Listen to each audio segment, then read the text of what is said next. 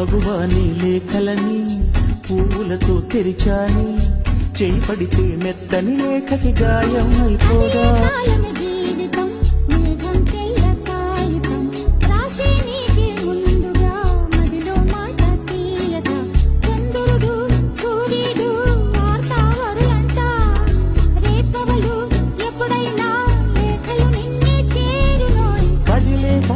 జీవితం మేఘం తెల్ల కాగితం రాశా నీకే ముందుగా మదిలో మాట తీయగా చంద్రుడు సూర్యుడు వార్తాహరులంట